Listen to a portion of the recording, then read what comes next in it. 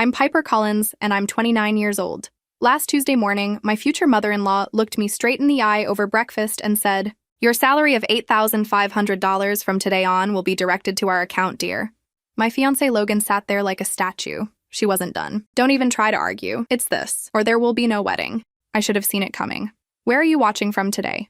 Drop your location in the comments below and hit that like and subscribe button if you've ever felt completely blindsided by someone you trusted. You'll definitely want to stick around for what happened next. Let me take you back 18 months to when this nightmare began. I was attending our quarterly executive dinner at Summit Financial Solutions, where I'd worked my way up to Director of Strategic Development over 6 grueling years. The restaurant was one of those places where the lighting costs more than most people's rent, and everyone speaks in hushed tones about market projections. That's when I first noticed Logan Bradford. Tall, confident, wearing a navy suit that probably cost more than my monthly car payment. He was sitting across the room with Robert Bradford Sr., one of our major shareholders. I knew Mr. Bradford professionally. Sharp mind, fair businessman, someone I respected. But this younger man with him? Complete mystery. "That's his son," my colleague Jennifer whispered, following my gaze. "Daddy's grooming him to take over the family investments." I watched Logan throughout dinner, noting how he listened intently to his father, took careful notes, asked thoughtful questions. There was something appealing about his earnestness, the way he seemed genuinely interested in understanding every aspect of the business rather than just coasting on family connections. After the formal dinner ended, I was surprised when he approached me at the bar. "Excuse me, aren't you Piper Collins? Dad's mentioned your department several times. Says you're one of the sharpest minds in the company." The compliment caught me off guard. "Your father is very kind. You're Logan, right? How are you finding the finance world?" "Honestly?" He smiled, and I noticed how it reached his eyes. "Intimidating as hell, but fascinating. Dad wants me to understand every moving part before I inherit any real responsibility." We talked for 2 hours. Logan was surprisingly easy to converse with, curious about my work, funny in an understated way, and refreshingly honest about his privileged position. When he asked if I'd like to have dinner sometime, I said yes, without hesitation. Our first real date was at a cozy Italian place downtown. Logan arrived exactly on time, held doors, asked about my day with genuine interest. Over wine and pasta, he told me about his business degree, his father's expectations, his own uncertainty about whether he was cut out for high finance. "Sometimes I feel like I'm playing dress-up," he admitted, "like everyone's waiting for me to prove I deserve to be here." I found his vulnerability attractive. Here was someone who could have anything handed to him, but actually wanted to earn it. "The fact that you're worried about proving yourself suggests you probably will," I told him. That first evening stretched until the restaurant politely suggested we might want to settle our check. As Logan walked me to my car, he said, "I hope this isn't presumptuous, but I'd really like to see you again." "I'd like that too," I replied. The kiss goodnight was gentle, tentative, sweet. Over the following months, Logan and I fell into an easy rhythm. Dinner dates twice a week, weekend brunches, occasional evening events related to my work or his father's business interests. He was attentive without being clingy, ambitious without being ruthless, wealthy without being ostentatious. More importantly, he seemed to genuinely admire my independence. When I worked late, he'd bring dinner to my office. When I stressed about presentations, he'd listen patiently as I practiced my talking points. When colleagues made subtle digs about my blue-collar background, Logan defended me without making a scene. "You've worked for everything you have," he told me one evening as we walked through downtown. "That's incredibly attractive." 6 months in, I met the Bradford family officially. Robert Sr. welcomed me warmly, clearly approving of his son's choice. "Piper's department has increased our portfolio efficiency by 18% this year," he told Logan proudly. Smart money follows smart people. Margaret Bradford, Logan's mother, was more reserved. Polite, well-dressed, the kind of woman who could make you feel underdressed in designer clothes. She asked careful questions about my background, my education, my family. Nothing overtly rude, but I sensed evaluation in every exchange. Logan's previous relationships were with girls from our social circle, she mentioned casually during one family dinner. It's interesting to see him explore different perspectives. The comment stung, but Logan squeezed my hand under the table reassuringly. Still, I couldn't shake the feeling that Margaret saw me as a temporary diversion rather than a serious girlfriend. When Logan talked excitedly about my latest project success, she'd nod politely before redirecting conversation to family, friends, or social obligations. But Robert Sr.'s approval seemed genuine, and Logan's affection felt real. I convinced myself that maternal protectiveness was natural, that Margaret just needed time to warm up to me. Besides, Logan was supporting me in ways I'd never experienced before. When I mentioned wanting to pursue additional certifications, he encouraged me enthusiastically. When I doubted my readiness for greater responsibility at work, he reminded me of my achievements. "You're going places, Piper," he'd say, "and I want to be there to watch you succeed." For the first time in my adult life, I felt like someone was truly in my corner, someone who saw my potential and wanted to help me reach it. What could possibly go wrong? 8 months into our relationship, Logan started talking about our future together. Not in vague someday terms, but with specific plans and timelines. "I want to be established in the company before we get serious about marriage," he'd say over dinner. "I want to deserve you." The comment always made me smile. Here was this man from a wealthy family, heir to significant financial holdings, worried about deserving me, a woman who'd grown up in middle-class suburbia and worked 2 jobs through college. "You already deserve me," I'd tell him. "The question is whether I deserve you." "Piper," he'd say seriously, "you're the smartest, most driven person I know. My father sees it. My colleagues see it. I just hope my mother comes around." Margaret's coolness toward me had become more pronounced over time, though she maintained perfect politeness. At family gatherings, she'd seat me strategically away from Logan during dinner, engage other guests in conversations that naturally excluded me, or make subtle references to suitable matches for her son. "Logan's always been drawn to accomplished women," she'd say to family friends in my presence. Though, of course, there's a difference between professional competence and true sophistication. The barbs were expertly crafted, just ambiguous enough that calling them out would seem petty. Logan either didn't notice or chose to ignore them, which frustrated me, but didn't alarm me. His support remained constant. In fact, Logan had become my biggest cheerleader at work. When I mentioned struggling with a particularly complex client portfolio, he'd offer insights from his business school training. When I prepared for challenging presentations, he'd help me anticipate questions. When office politics threatened to undermine my projects, he'd strategize with me about navigation techniques. "You should be running that place," he'd tell me regularly. "Your ideas are brilliant, your execution is flawless. They're lucky to have you." His confidence in me was intoxicating. For someone who'd always had to prove herself professionally, having a partner who recognized my abilities without qualification felt revolutionary. That's why Logan's announcement about applying for a position at Summit Financial caught me completely off guard. "Dad thinks it's time I get hands-on experience in the company," he explained over dinner at our favorite restaurant. "And there's an opening in the strategic development department." I nearly choked on my wine. "Strategic development? That's my department, Logan." "I know," he said quickly. "That's actually part of why Dad suggested it. He says working with you would be the best possible training. You could mentor me, help me understand the day-to-day operations." The idea made me deeply uncomfortable. Dating the son of a major shareholder was one thing. Plenty of companies had similar situations. But working directly with him? That seemed like a recipe for workplace gossip and professional complications. "Logan, I don't know if that's wise," I said carefully. "It could create conflicts of interest, questions about favoritism. I've worked really hard to build my reputation there." His expression shifted slightly. "Are you saying you don't want me at the company?" "I'm saying I'm concerned about how it would look, how it might affect both our careers." "Piper," he said, reaching across the table to take my hand, "we're talking about getting married. Our careers are going to be intertwined anyway. This could be a great opportunity for us to build something together." The marriage reference made my heart flutter despite my practical concerns. We'd discussed it theoretically, but this was the first time Logan had spoken about it as an inevitability rather than a possibility. "Besides," he continued, "Dad specifically requested that I work with you. He says you're the person who could teach me the most about the business. That's an incredible compliment, Piper. He trusts you with his son's professional development." When he put it that way, my objection seemed selfish and short-sighted. Robert Bradford's confidence in me was professionally flattering. If he believed I was the right person to guide Logan's transition into the company, refusing would seem ungrateful and insecure. "I suppose if your father specifically requested it," I said slowly, "and if we maintain professional boundaries at work." Logan's smile was brilliant. "Absolutely. Complete professionalism during business hours. I'll report to you just like any other junior colleague." The conversation continued over dessert, with Logan outlining his plans for learning the business from the ground up, his respect for my expertise, his excitement about working together.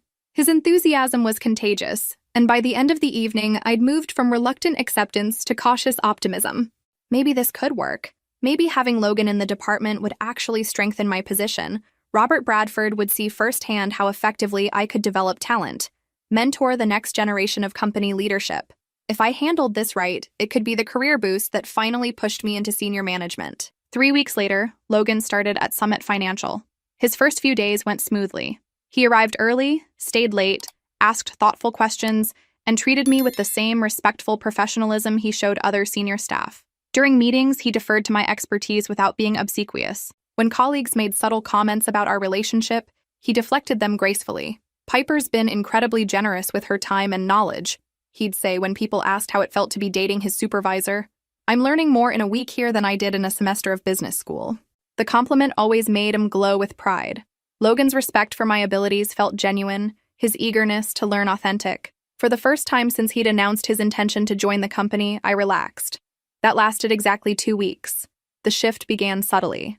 Logan started arriving at the office before me, staying later, scheduling meetings with clients I'd been cultivating for months. When I asked about these initiatives, he'd explain them as learning opportunities Robert Sr. had suggested. "Dad wants me to understand client relations from every angle," he'd say. "He thinks observing your techniques firsthand is the best education I could get." But observing had somehow become participating, then leading. When I mentioned my concerns during our weekly department meeting, Logan looked genuinely surprised. "Piper, I thought you knew about these meetings. Dad said you'd been informed." I hadn't been informed. Neither had our department head, apparently, who looked equally confused by Logan's initiatives. After the meeting, I pulled Logan aside. "We need to talk about communication and chain of command," I said firmly. "You can't schedule client meetings without clearing them through me first." "You're absolutely right," he said immediately. "I apologize. Dad gave me such specific instructions that I assumed you'd been consulted. It won't happen again." His contrition seemed sincere, and I wanted to believe him. But a nagging unease had settled in my stomach. That evening, Logan suggested dinner at an upscale steakhouse to apologize properly for the miscommunication. Over expensive wine and perfectly cooked filet mignon, he was attentive, charming, full of praise for my professional expertise and personal grace. "I'm learning so much from you," he said earnestly. "About business, about leadership, about how to navigate complex relationships with integrity. You're amazing, Piper." By dessert, my concerns had melted away again. Logan was inexperienced, eager to please his father, sometimes overzealous in his efforts to prove himself. These were minor growing pains, easily corrected with clear communication. I had no idea that he'd already been having very different conversations with his father about my future at the company, the conversation that would destroy everything I'd worked for. 2 months after Logan joined my department, I finally felt like we'd found our professional rhythm. He'd learned to clear client meetings through me, respected the departmental hierarchy, and his natural intelligence was becoming an asset to our team. Better yet, his presence seemed to elevate my own standing with upper management. "The Bradford boy is lucky to have you mentoring him," Mr. Henderson, our department head, told me during my quarterly review. "Robert Sr. specifically mentioned how impressed he's been with Logan's development under your guidance." I glowed with professional pride. Mentoring the son of a major shareholder successfully was exactly the kind of high-visibility achievement that could fast-track my career advancement. If I could help shape Logan into an effective leader while strengthening my own reputation, this arrangement might be the best thing that had ever happened professionally. At home, Logan was increasingly serious about our future together. He'd started making references to "when we're married," rather than "if we get married," asking my opinions about neighborhoods for house hunting, discussing timelines for major life decisions. "I want to be established professionally before we take the next step," he'd say over dinner. "I want to prove I can be a real partner to you, not just someone riding on family connections." His consideration touched me deeply. Logan understood that I'd worked hard for everything I'd achieved, and he seemed determined to earn his own success before claiming me as a wife. It was exactly the kind of thoughtful approach I'd want from a life partner. That's why his phone call on Monday morning devastated me so completely. I was reviewing quarterly reports when my phone rang.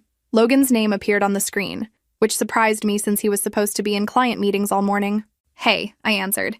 "Everything okay?" "Piper." His voice sounded strange, tight with some emotion I couldn't identify. "I need to tell you something, and I need you to hear me out completely before you react." Ice formed in my stomach. "What's wrong?" "I got a call this morning from HR about a position." "A position?" I repeated slowly. "Director of Strategic Development." The words hit me like a physical blow. "That's my position, Logan." "I know," he said quickly. "I know how this sounds, but please let me explain. They offered me the role, and I accepted it." The phone slipped in my suddenly sweaty palm. "You accepted my job?" "Piper, listen to me. They said there were performance concerns in the department, questions about leadership effectiveness. I had no idea they were considering changes until they called me this morning." "Performance concerns?" My voice came out as a whisper. "What performance concerns?" "I don't know the details. HR said they'd discuss everything with you later today, but they made it clear that the decision was already made. I stood up so abruptly that my chair rolled backward into the wall. You took my job, Logan. You've been working for me for 2 months, learning everything I do, meeting my clients, and now you're taking my job? I didn't engineer this, Piper. I swear to you, I had no idea this was coming. Didn't you? The pieces were clicking together with horrible clarity. All those client meetings you scheduled, all those conversations with your father about my work, all those questions about departmental procedures. That's not what this was about, isn't it? My voice was rising, and I didn't care who heard me. Your father is a major shareholder, Logan. You think it's coincidence that his son just happened to be offered my job after 2 months of observing everything I do? Piper, please. You have to believe me. I'm as shocked as you are. Are you? I asked coldly. Because you accepted the position pretty quickly for someone who was shocked. There was a long pause. When Logan spoke again, his tone had shifted from apologetic to defensive. Look, I understand you're upset, but maybe this is happening because maybe you weren't as irreplaceable as you thought you were. The cruelty of the comment took my breath away. What did you just say to me? I'm sorry, he said immediately. That came out wrong. I just meant that if they're making this change, maybe there were issues you weren't aware of. Issues like what, Logan? Issues like dating your boss's son? Issues like training my replacement without knowing it? That's not what this is. Then what is it? I demanded. Explain to me how your father, who's been so impressed with my work, suddenly decided I needed to be replaced by his son. I don't know, Logan said, but his voice lacked conviction. You don't know or you don't want to tell me. Another pause. Longer this time. Piper, Dad did mention that he thought I might be ready for more responsibility soon, but I never imagined it would happen like this. More responsibility soon, I repeated flatly. How soon, Logan? How long have you and your father been planning my professional demise? It's not like that.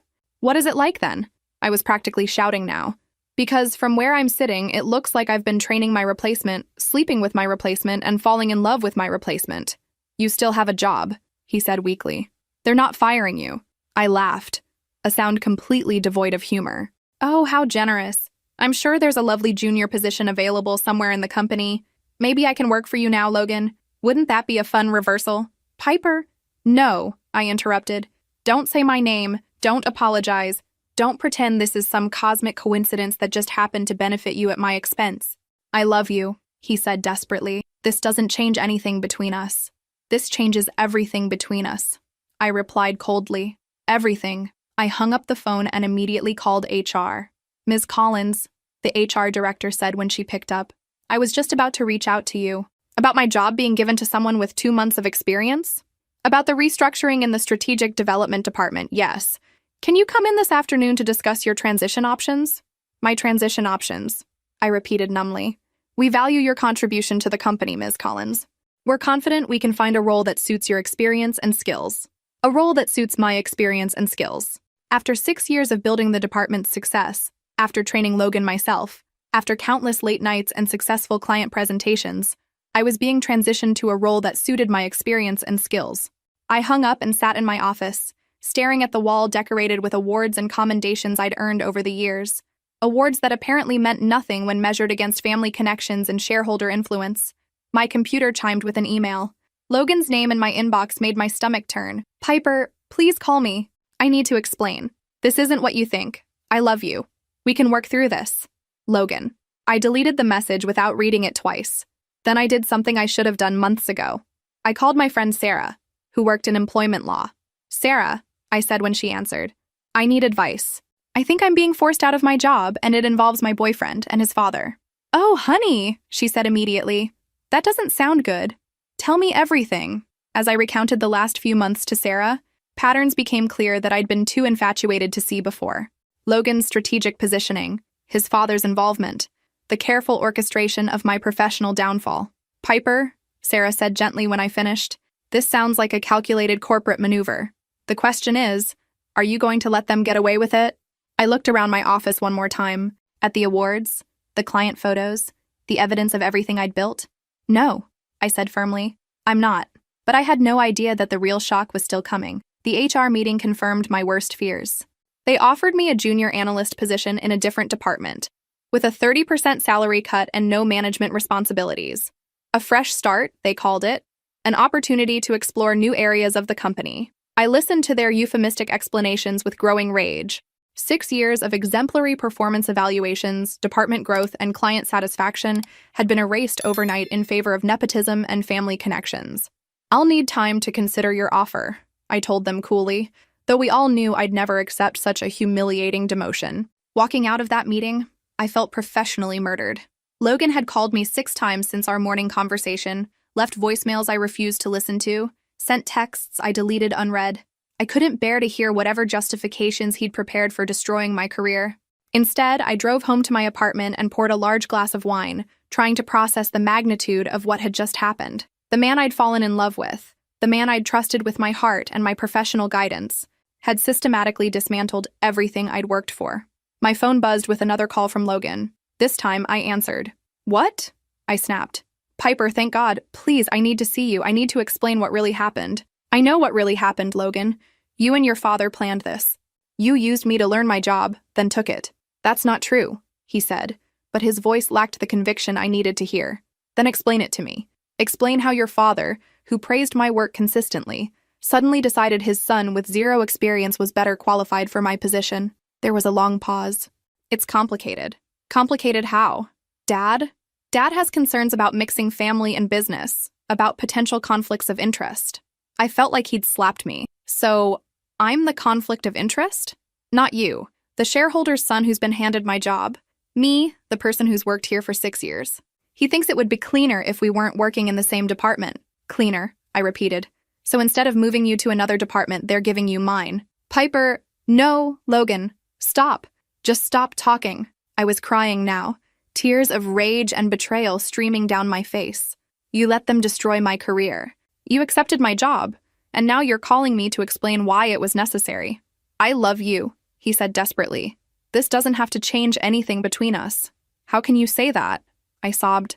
"How can you possibly think this doesn't change everything? You chose your career over mine, your family over mine, your future over ours.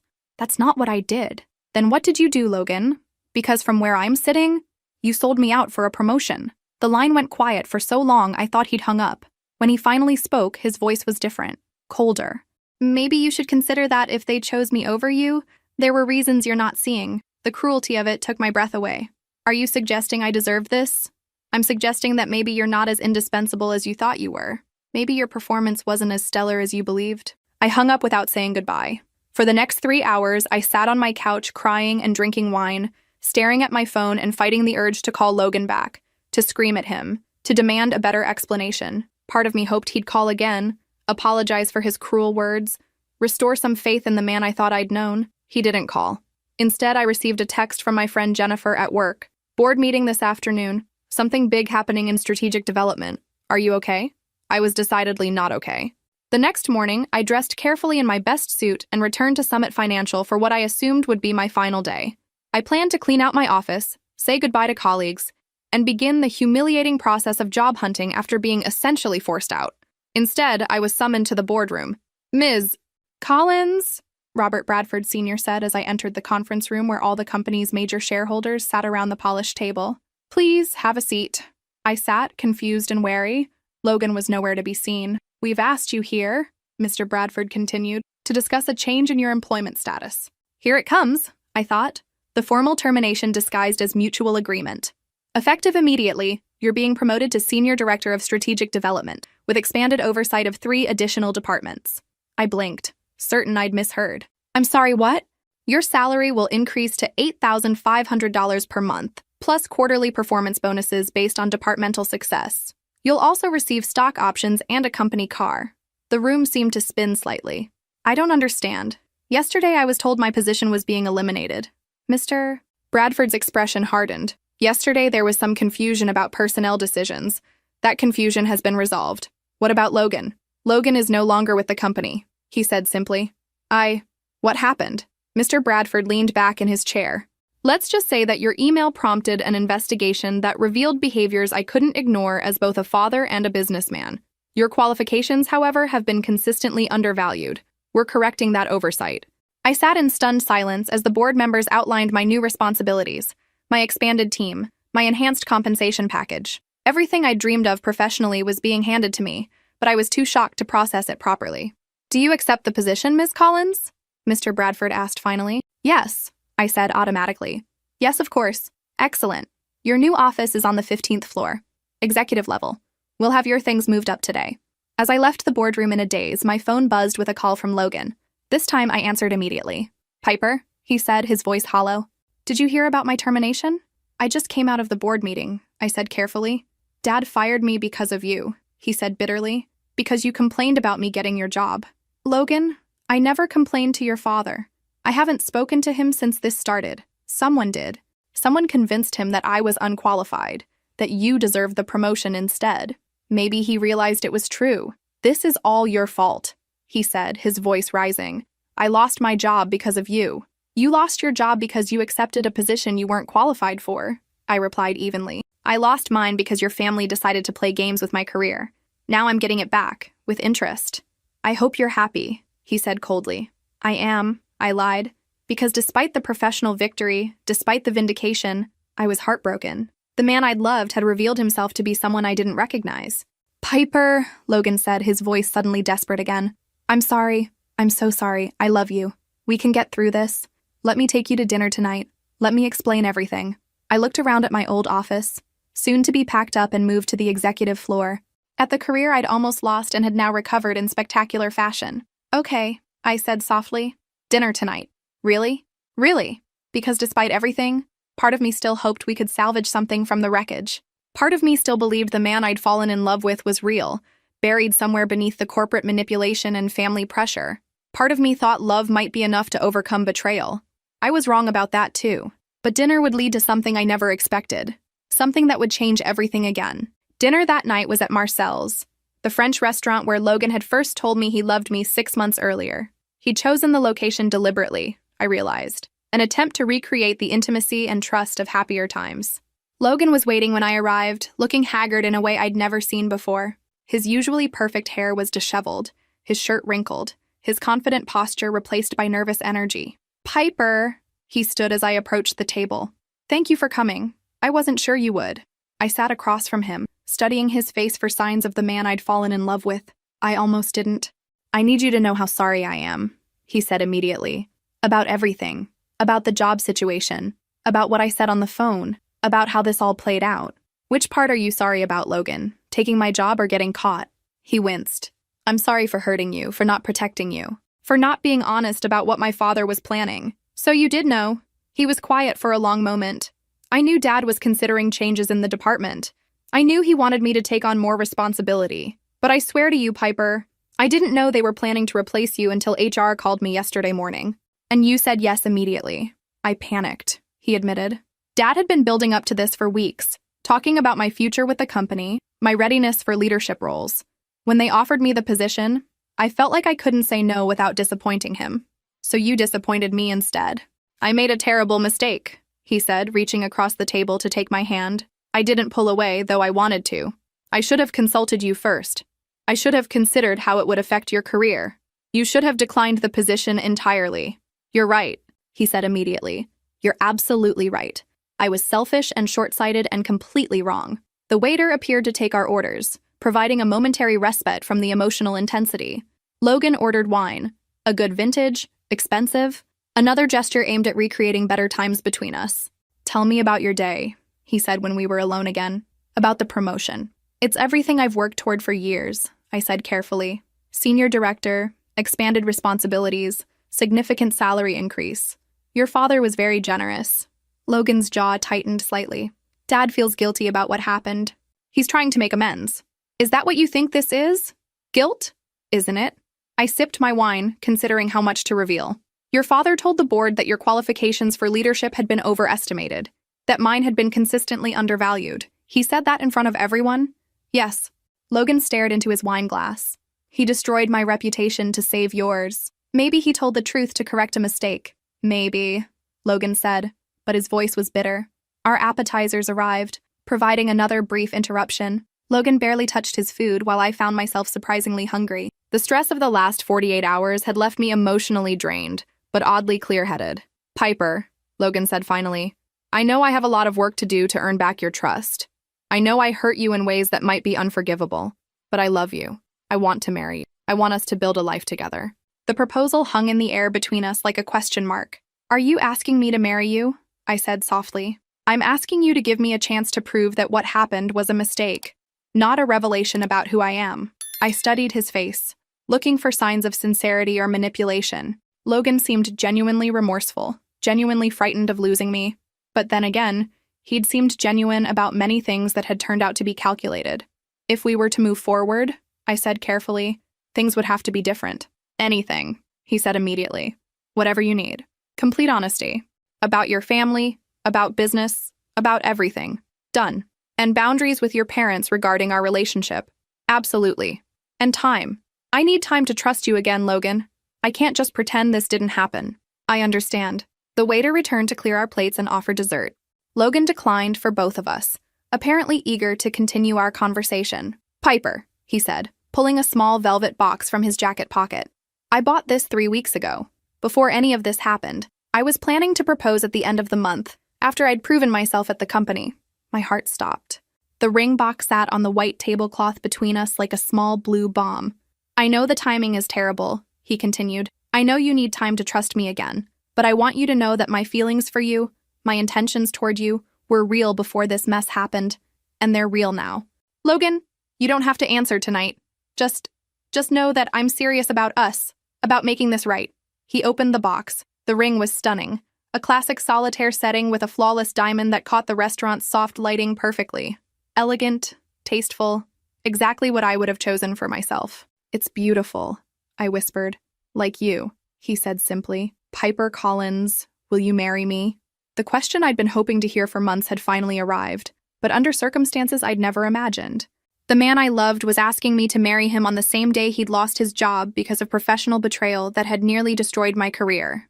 Logan, I said slowly, I need to think about this. I need time to process everything that's happened. Of course, he said quickly.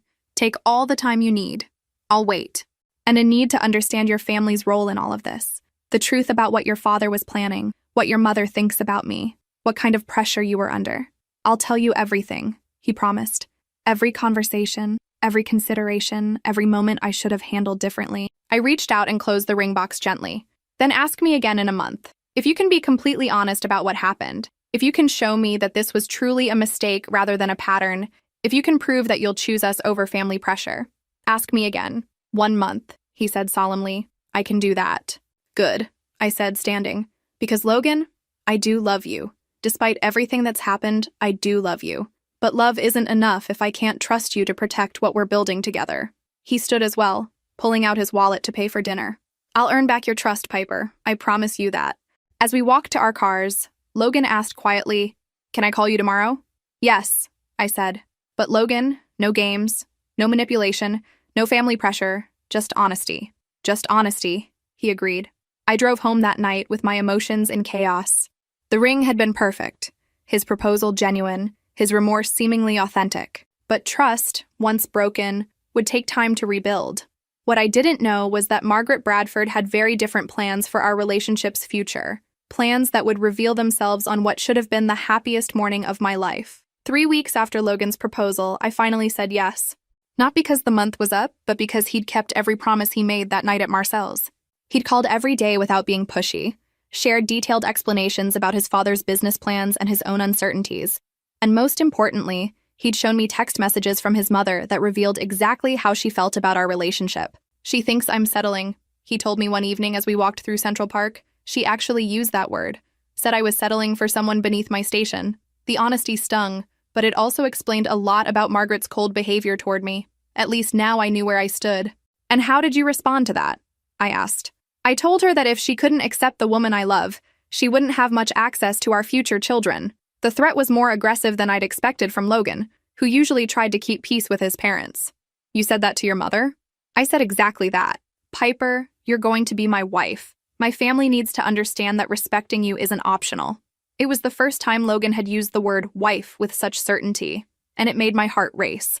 Despite everything we'd been through, I wanted to believe in our future together.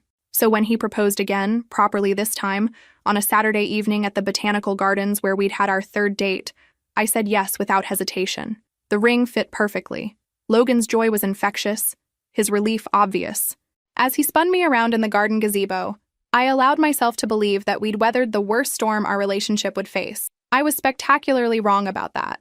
The engagement announcement in the society pages generated exactly the response I'd expected from his family. Robert Sr. called to congratulate us warmly and offered to host an engagement party. Logan's sister sent a thoughtful card. His extended family members reached out with genuine excitement. Margaret's response was notably absent. "She'll come around," Logan assured me when I mentioned his mother's silence. "She just needs time to adjust to the idea. Or she needs to accept that her son is an adult who can make his own decisions," I replied. "That too," he grinned. "But you know how mothers can be about their precious sons." Planning the wedding became a delicate dance between my vision for our special day and the Bradford family expectations. Margaret finally emerged from her sulk to insert herself into every decision, from venue selection to catering choices to guest list approval. "The Bradford family has certain traditions," she explained during our first official wedding planning meeting at her home. "Standards that must be maintained." I bit my tongue and smiled politely as she outlined her requirements. A formal church ceremony, a reception at the country club, an orchestra rather than a DJ, specific floral arrangements that complemented the Bradford family colors. "Of course we'll pay for everything," she added, as if this generosity justified her controlling behavior. "We insist on giving Logan and his bride the wedding they deserve." The wedding they deserve. Not the wedding we want, but the wedding that meets Bradford family standards. "That's very generous," I said carefully, though Logan and I would like some input into the details. Margaret's smile didn't reach her eyes. "Naturally, dear. Though I do hope you'll trust my experience with these matters. I've planned several weddings in our social circle." Logan, to his credit, pushed back against some of his mother's more extreme demands.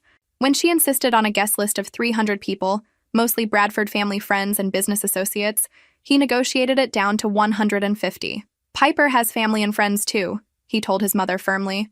"This is our wedding, not a Bradford family networking event." Still, the final guest list was heavily weighted toward people I'd never met, and the venue, the most exclusive country club in the city, felt more like Margaret's second wedding than mine. The dress shopping experience epitomized our entire relationship dynamic. Margaret had made appointments at 3 boutiques she'd selected, all featuring the type of traditional, conservative gowns she thought appropriate for a Bradford family bride. "Something classic," she told the consultant at our first appointment. "Elegant. Appropriate for our family's position in the community." I tried on dress after dress that met Margaret's criteria, while feeling increasingly disconnected from what should have been one of the most exciting days of wedding planning. Every gown was beautiful, expensive, and completely wrong for my personality. "This one is perfect," Margaret announced as I emerged from the dressing room in a cathedral train ball gown that made me feel like I was wearing a costume. "So sophisticated." Logan, who'd been largely silent during the appointment, finally spoke up. "Piper, what do you think? Do you love it?" "It's beautiful," I said diplomatically, avoiding the direct question. "But do you love it?" he pressed. I looked at myself in the 3-way mirror, seeing a stranger wearing someone else's dream dress. "I think I'd like to keep looking." Margaret's jaw tightened almost imperceptibly. "Of course, dear. Though I should mention that ordering takes 12 weeks, and we're already cutting it close." The subtle pressure was expertly applied, but Logan surprised me by standing firm. "Mom, if Piper wants to keep looking, we keep looking. The dress is important." That afternoon, Logan took me to a small boutique I'd admired but never mentioned. "Try on whatever you want," he said. "No family pressure, no time constraints. Just find the dress that makes you feel like yourself." I found it on the 3rd try.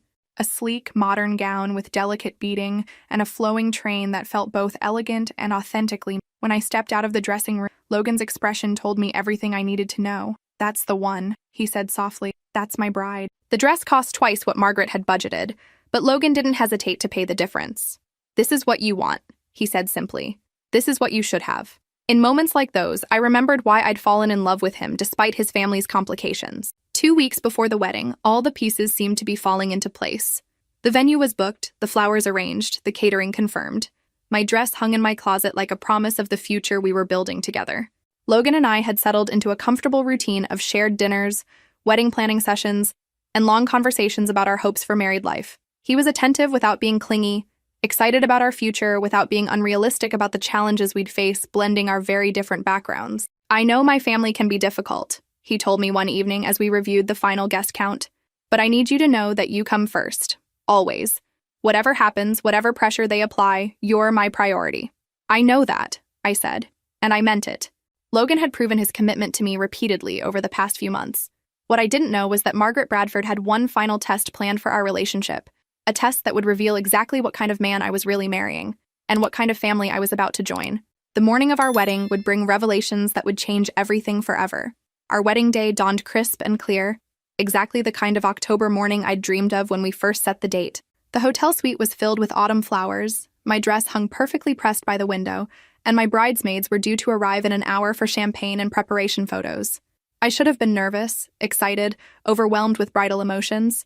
Instead, I felt strangely calm as I sipped my morning coffee and watched Logan sleep peacefully in the bed beside me. In a few hours, I'd officially become Mrs. Logan Bradford, joining one of the city's most prominent families. The thought should have thrilled me. Instead, it felt surreal. Logan stirred as sunlight crept across the bed. "Good morning, Mrs. Bradford-to-be," he said sleepily, pulling me closer. "Good morning, Mr. Bradford," I replied, letting him kiss my neck softly. "Are you ready for this?" he asked, fully awake now. "Are you?" I countered. "I've been ready since our second date," he said confidently. "Though I have to admit I'm nervous about the ceremony. All those people watching, all those expectations." "Your mother's expectations," I corrected gently. "Everyone's expectations," he said, "but especially yours. I want today to be perfect for you, Piper." His sincerity touched me, as it always did. Whatever flaws Logan had, whatever family complications we'd navigate, his love for me felt genuine. A knock at the door interrupted our morning intimacy. "Room service," a voice called. "I didn't order anything," I said, confused. Logan shrugged. "Maybe Mom sent something. You know how she likes to handle details." He wrapped a robe around himself and opened the door to admit a hotel staff member with an elaborate breakfast service. Fresh fruit, pastries, champagne, orange juice, and coffee arranged beautifully on a rolling cart. "Compliments of the Bradford family," the server announced. "With best wishes for your wedding day." As the server left, Logan started arranging plates. "See, Mom's trying to be thoughtful." I was reaching for a piece of fruit when another knock came at the door. This time, Logan looked through the peephole before opening it. "Mom," he said, stepping aside to let Margaret Bradford enter our suite. She was already fully dressed and perfectly composed at 8 in the morning, wearing an elegant navy dress that probably cost more than most people's monthly rent. Her hair was styled, her makeup flawless, her smile bright and artificial. "Good morning, darlings," she said, air-kissing Logan before turning to me. "Piper, you look lovely, though you might want to start getting ready soon. The photographers will be here before you know it." "I have plenty of time," I said politely. "Would you like some coffee?" "That's sweet of you to offer, but I actually came to discuss something important with both of you." She sat at the small table near the window, gesturing for Logan and me to join her. Something in her tone made my stomach tighten with unease. "What did you want to discuss, Mom?" Logan asked, settling into the chair across from her. Margaret smiled, that practiced smile I'd grown to distrust. "Just some practical matters, really. Nothing dramatic." She opened her purse and withdrew a folder of documents. "I've been working with our accountant on some financial arrangements for after the wedding." "Financial arrangements?" I asked. "Well, yes, dear. When you marry into the Bradford family, certain practical considerations become relevant." Logan frowned. "Mom, we've already discussed the prenup. Piper and I both signed it." "This isn't about the prenup, darling. This is about household management." She spread several papers across the table between us. Bank account statements, investment documents, household budget projections. "As you know, Piper, our family takes financial responsibility very seriously. We've always believed that money should be managed by those with the most experience handling significant assets." I glanced at Logan, who was studying the documents with growing confusion. "What exactly are you suggesting, Mom?" Margaret's smile never wavered. "I'm suggesting that Piper's salary should be managed through the family accounts. For efficiency, you understand. For proper tax planning and investment strategies." The words hung in the air for several seconds before their full meaning registered. "You want my paycheck to go into your account?" I said slowly. "The family account, yes.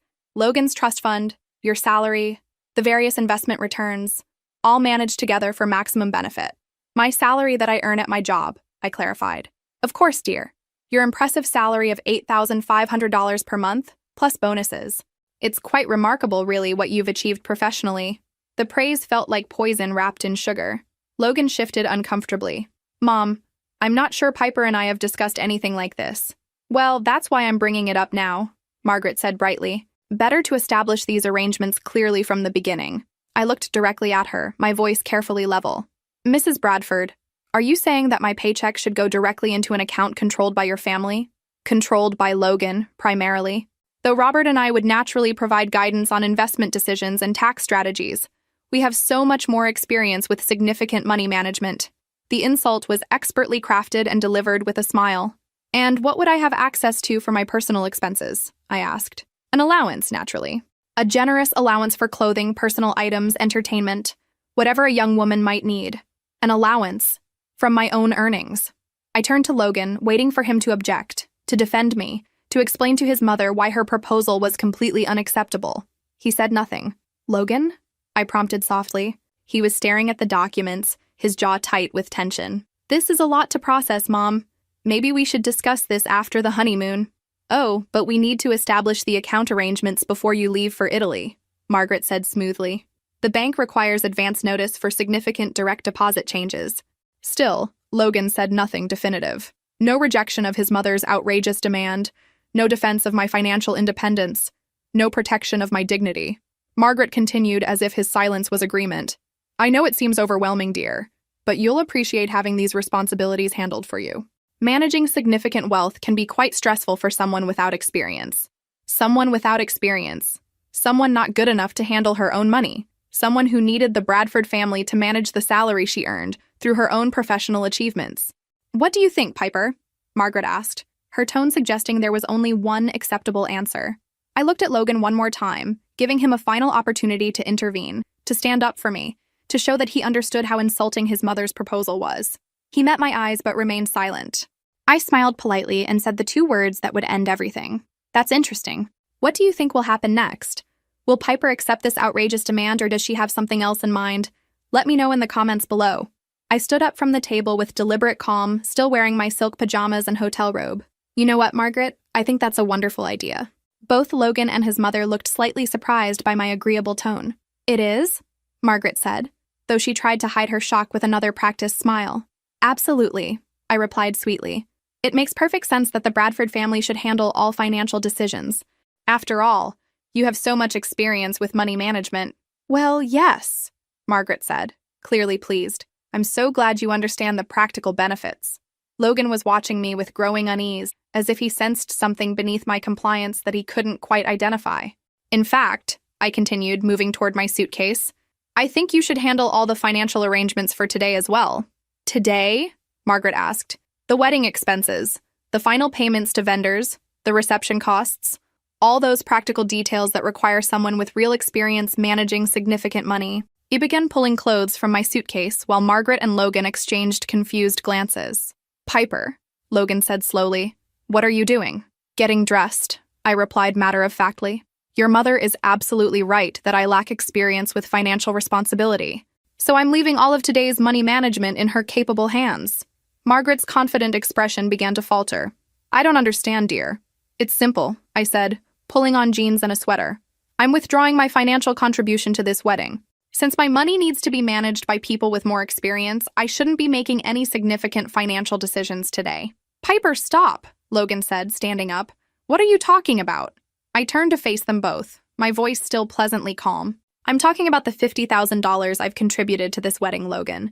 The dress, the flowers, the photography, the music, the honeymoon deposits, all paid for with my inexperienced, poorly managed salary. The color drained from Margaret's face. Since I clearly can't be trusted with financial decisions, I continued, I'm sure your family can handle the vendor payments scheduled for this morning. Logan was staring at me in growing alarm. Piper, you can't be serious. Oh, I'm completely serious, I said, closing my suitcase with a decisive snap. Your mother has convinced me that I shouldn't be making independent financial choices. So I'm not. Margaret had gone very quiet, apparently realizing that her morning manipulation had just backfired spectacularly. Where are you going? Logan asked as I moved toward the door. To make a phone call, I replied, to someone with appropriate experience handling wedding logistics. I walked into the hotel hallway, pulling out my phone to call Sarah Mitchell, our wedding coordinator. She answered on the second ring. Piper, big day, how are you feeling? Sarah, I need you to cancel the wedding. Silence.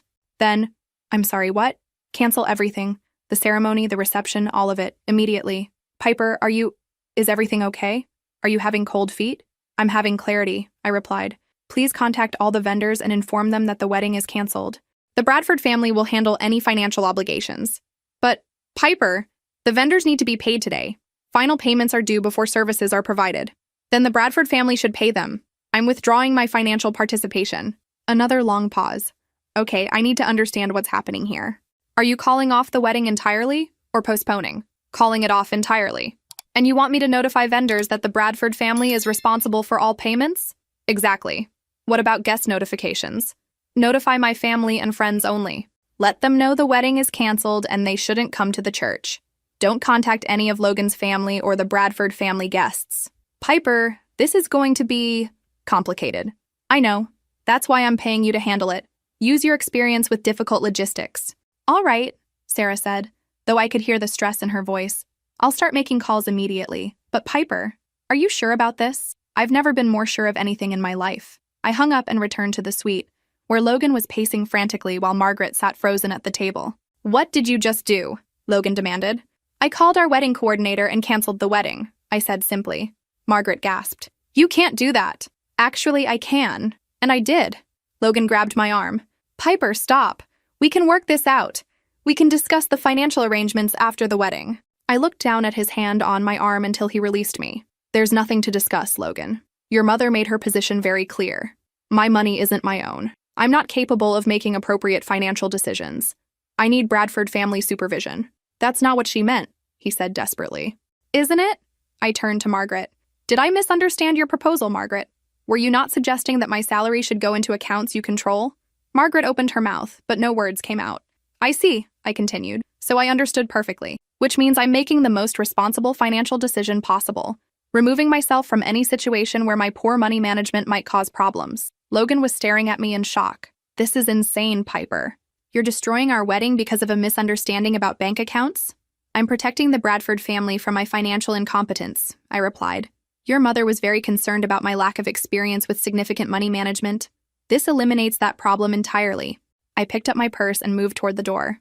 Where are you going? Logan asked again. Home. To pack my things and move out of our apartment. Piper, wait, Margaret said suddenly, her voice desperate.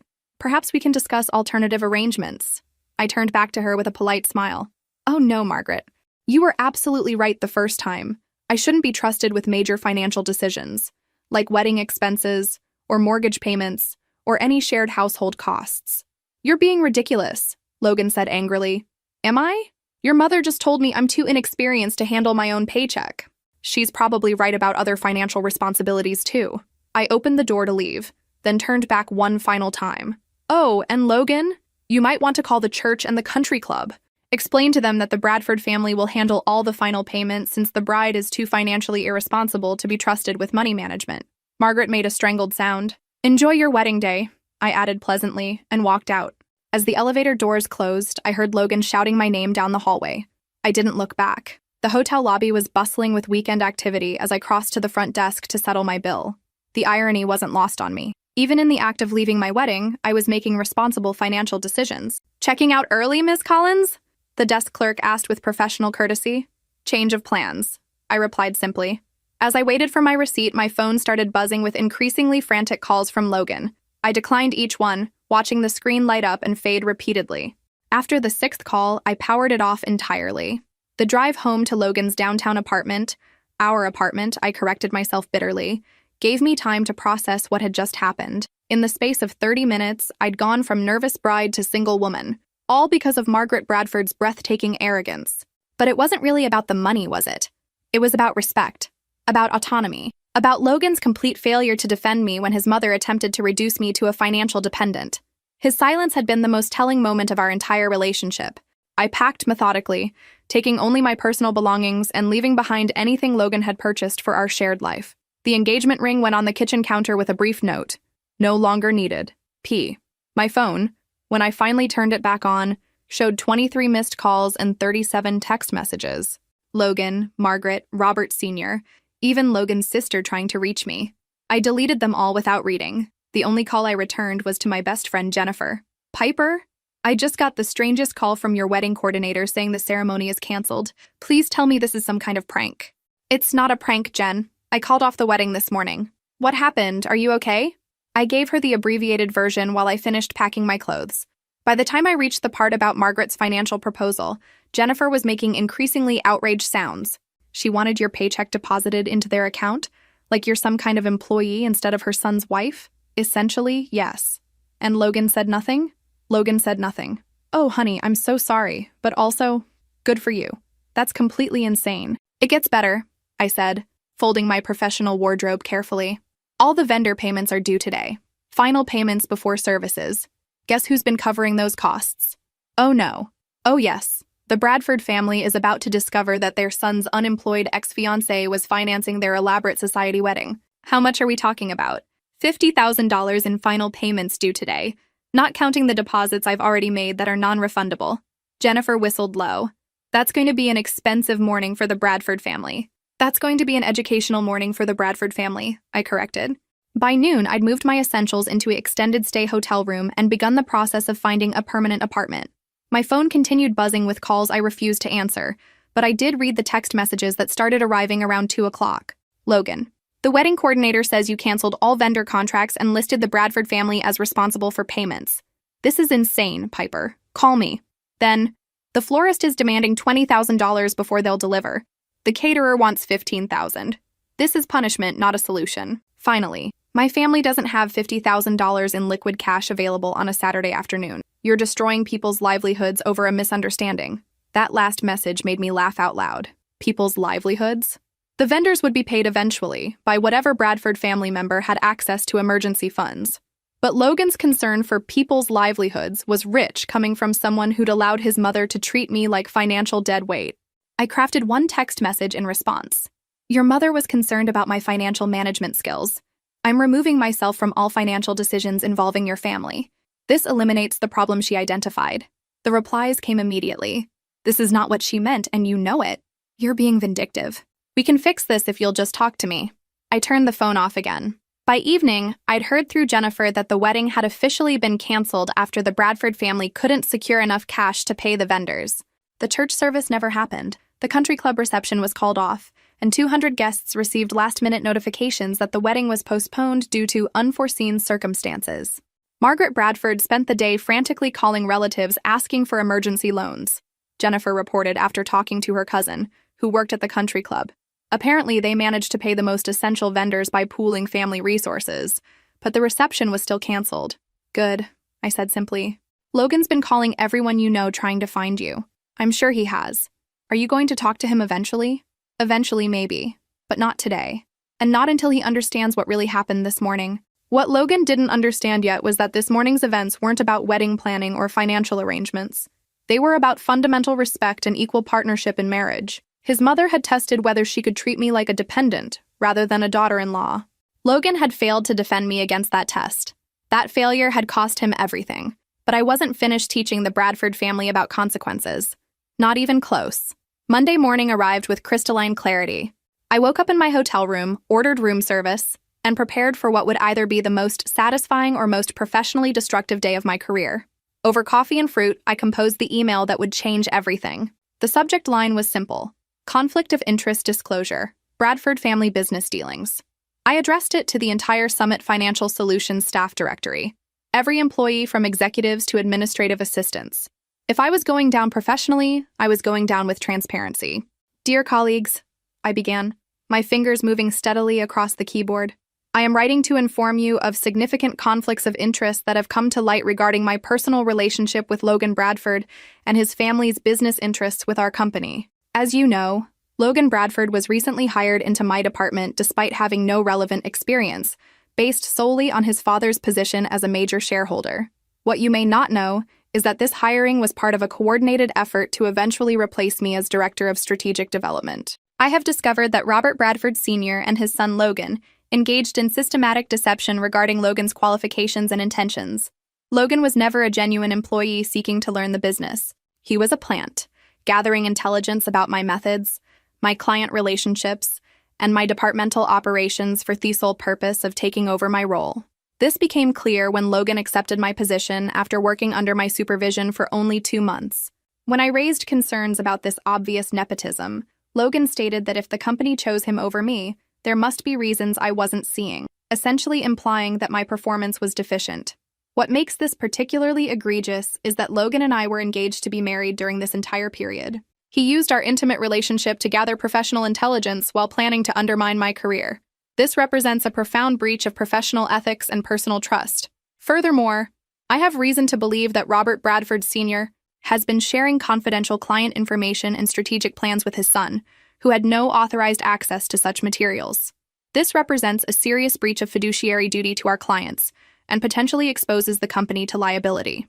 I am providing this disclosure because I believe our clients and colleagues deserve to know about the unethical business practices being conducted by the Bradford family through their association with our company. Logan Bradford's termination last week was justified not only by his lack of qualifications, but by his fundamental dishonesty about his intentions and methods. I encourage anyone who observed questionable behavior or inappropriate sharing of confidential information to document these incidents for potential review by our compliance department. Sincerely, Piper Collins, Senior Director of Strategic Development. I read through the email 3 times, checking for accuracy and tone. Every statement was factual. Every implication was justified by evidence. Every consequence was earned. Then I hit send. The response was immediate and overwhelming. Within minutes, my work email was flooded with replies.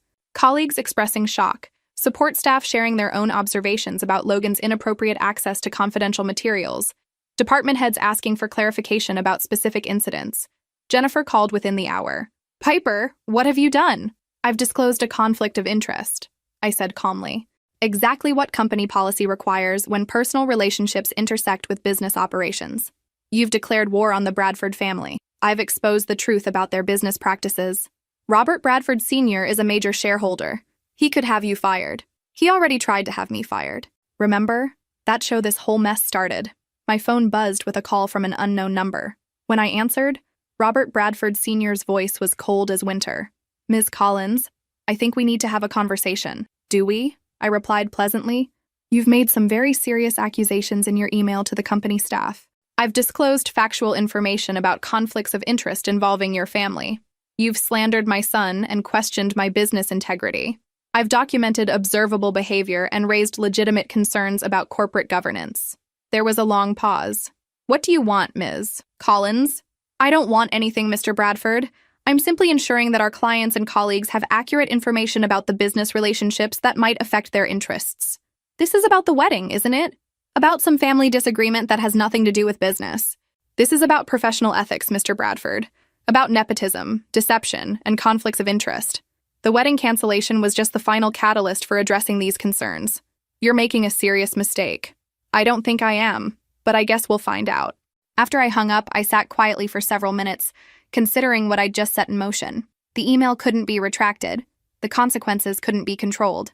I just challenged one of the most powerful families in the city's financial community. I felt remarkably peaceful about it. By afternoon, the email had spread beyond Summit Financial. Someone had forwarded it to contacts at other investment firms, and by evening, the story was circulating through the entire industry. Logan finally reached me around 6 o'clock, his voice shaking with rage. "What the hell have you done, Piper? I've reported your family's unethical business practices to our colleagues. You've destroyed my reputation over a personal grudge. I've disclosed accurate information about professional misconduct. Your reputation destroyed itself. This is because of Mom's comment about financial management. You're destroying my career over hurt feelings. This is because you used our relationship to gather intelligence for sabotaging my career. Your mother's comment was just the final insult. Nobody will hire me now. You realize that, right? This email will follow me everywhere in the industry." "Good," I said simply. "Maybe other women won't have to experience what I did. I loved you, Piper. I wanted to marry you. You loved having access to my professional knowledge and client relationships. You wanted to marry someone you could control financially and professionally. That's not true, isn't it? When your mother demanded control of my paycheck, you said nothing. When she implied I was too incompetent to manage my own money, you said nothing. When she treated me like a dependent rather than an equal partner, you said nothing. I was trying to keep peace. You were showing me exactly who you'd choose when forced to pick between your family and your wife. I'm grateful you clarified that before we signed marriage documents." The conversation ended with Logan threatening legal action for defamation. I welcomed him to try.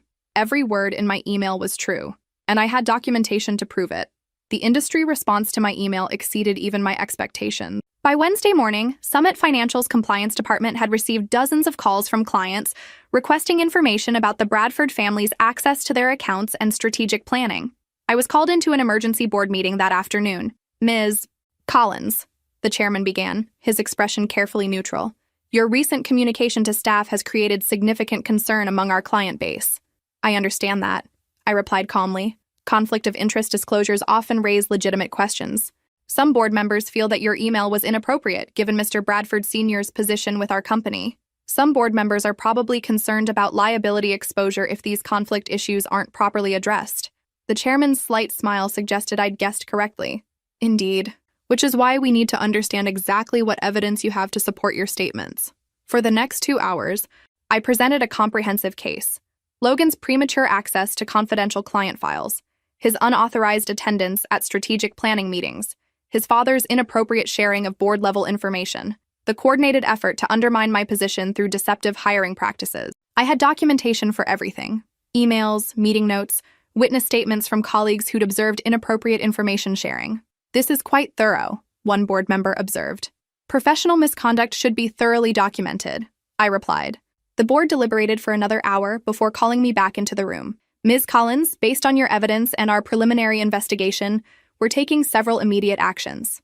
I waited. First, Logan Bradford's termination is being upgraded from standard dismissal to termination for cause, with no severance or benefits continuation. Second, Robert Bradford Sr. is being removed from his position on our board of directors, and his shareholder voting rights are being suspended pending a full compliance review. Third, we're conducting a comprehensive audit of all client accounts that had any contact with Logan Bradford during his employment here. The room was silent as the implications sank in. Furthermore, the chairman continued, your promotion to executive director is being accelerated, with immediate implementation of enhanced compensation and equity participation. I blinked, stunned. I'm sorry, what? Your handling of this situation demonstrates exactly the kind of integrity and attention to detail we need in senior leadership. You've protected our clients' interests at considerable personal cost. We're also establishing new policies for family member hiring and access to confidential information, based on the weaknesses you've identified in our current procedures. As I left the boardroom, I felt a strange mixture of vindication and disbelief. In the space of a week, I'd gone from canceled bride to the youngest executive director in Summit Financial's history. My phone buzzed with a text from Jennifer. Emergency drinks needed. Meet me at Morrison's at 6. By the time I reached the bar, word had already spread through the industry grapevine. Jennifer was waiting with 2 martinis and a grin. You magnificent, terrifying woman, she said as I sat down. Do you realize what you've just accomplished? I've reported unethical behavior to the appropriate authorities. You've taken down one of the most connected families in the city's financial sector.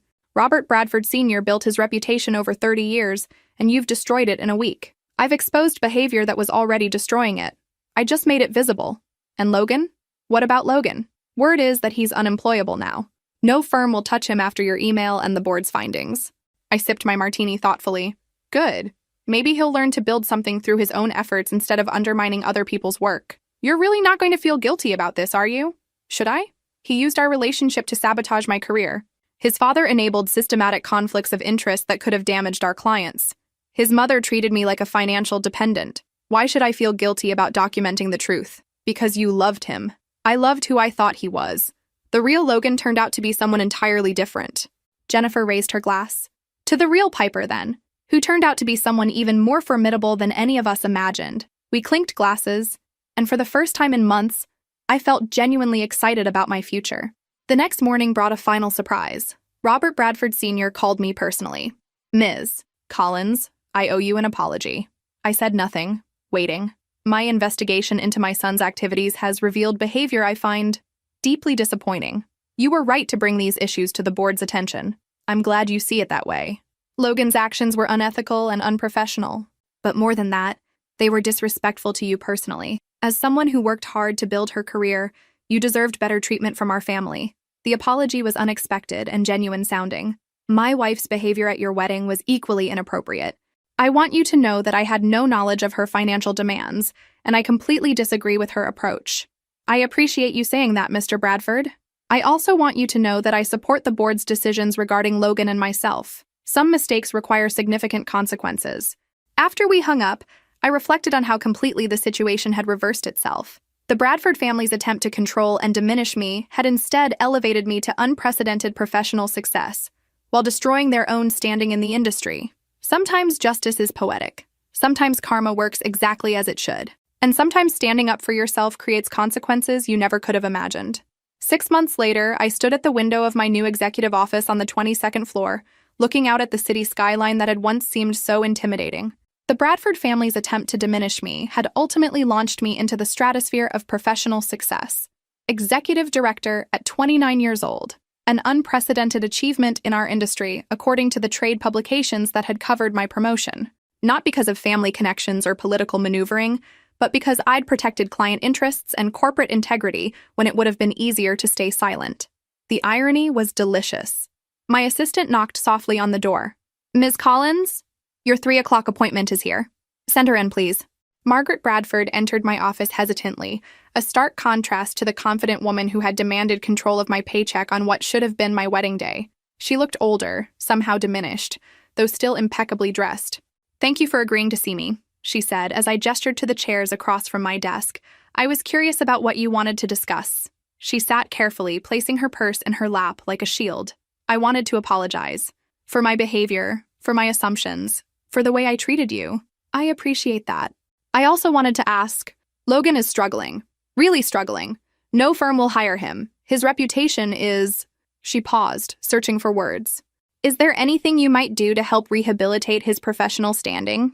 I studied her face, looking for signs of the arrogance that had characterized every previous interaction. Instead, I saw genuine desperation. "Mrs. Bradford, what exactly are you asking me to do?"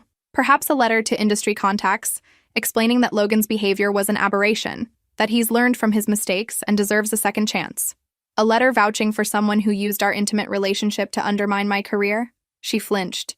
"I know how it sounds, but he's my son, Miss Collins, and he's not the same person he was. This experience has changed him. I hope it has. Will you consider it, please?" I leaned back in my executive chair, considering my response carefully. "Mrs. Bradford, 6 months ago you sat in my hotel room and told me I wasn't competent to manage my own paycheck. You demanded that my salary, money I earned through my own professional achievements, be deposited into accounts controlled by your family." She nodded, tears forming in her eyes. "Your son sat there and said nothing while you treated me like a financial dependent. Then, when I refused to accept that treatment, he took my job and told me that maybe I wasn't as irreplaceable as I thought. He regrets that deeply. I'm sure he does."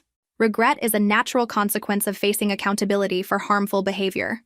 Margaret was crying now, quietly, but genuinely. "Here's what I'll do," I said finally. "Logan can make an appointment to see me. Not you advocating for him, not his father interceding on his behalf, but Logan himself. If he can demonstrate genuine understanding of why his behavior was wrong, if he can show real accountability for the harm he caused, I'll consider writing a letter."